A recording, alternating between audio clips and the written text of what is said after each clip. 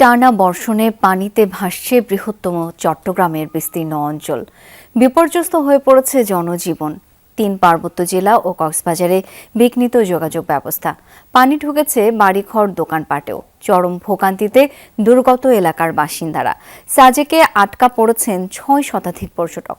বিদ্যুৎ উপকেন্দ্রে পানি ওঠায় খাগড়াছড়ির দীঘিনালা উপজেলা ও আশপাশের এলাকা বিদ্যুৎ বিচ্ছিন্ন হয়ে পড়েছে। সিলন টি রপ্তানিতে শীর্ষে। খাগড়াছড়ির পরিস্থিতিও অবনতির দিকে। দীঘিনালার মাইনী নদীর পানি বৃদ্ধি পাওয়ায় প্লাবিত হয়েছে জেলার নিম্নাঞ্চল। পানিবন্দী হয়ে পড়েছে কয়েক শত পরিবার। খাগড়াছড়ির দীঘিনালা ও রাঙ্গামাটির লংগদু সড়ক যোগাযোগ বন্ধ। এই রুটটা প্রায় সময় ডুবে যায়, এবারও ডুবে গেছে। বর্তমানে পানি আরো বাড়তেছে।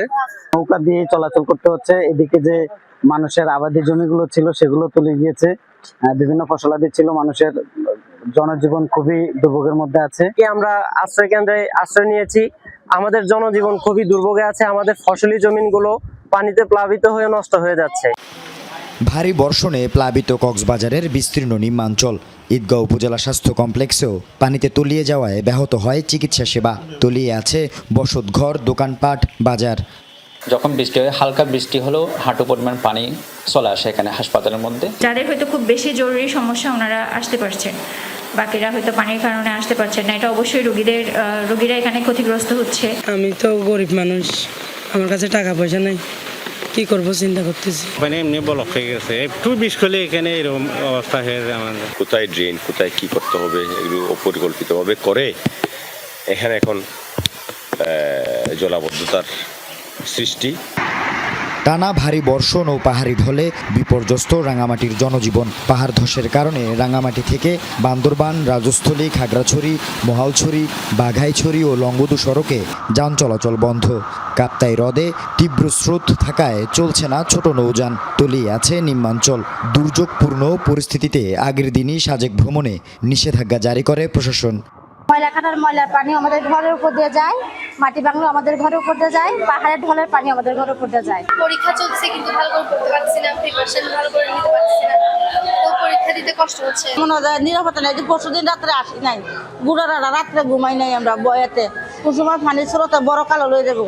অনেকের ঘর বাড়ি ভেঙে গেছে, অনেকের হাঁস মুরগি, গরু ছাগল এগুলা বিভিন্ন জায়গায় চলে যাচ্ছে।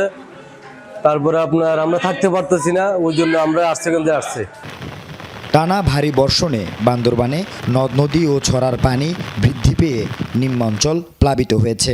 পাহাড় ধসের শঙ্কায় চলছে মাইকিং। পর্যটকদের নিরাপত্তায় এরই মধ্যে 10 জুলাই পর্যন্ত বান্দরবানের সব পর্যটন কেন্দ্র বন্ধ ঘোষণা করেছে প্রশাসন। এভাবে কিভাবে থাকতে পারি? বর্ষা তো বেশি হইতে আছে, তাহার কোনো জায়গা নাই। ঘর বাড়ি পানিতে তলাই গেছে, কমবে যাবো জানি না। বাড়ির বৃষ্টিপাতের কারণে আমাদের ঘর বাড়ি সব পানি উঠে ডুবে গেছে।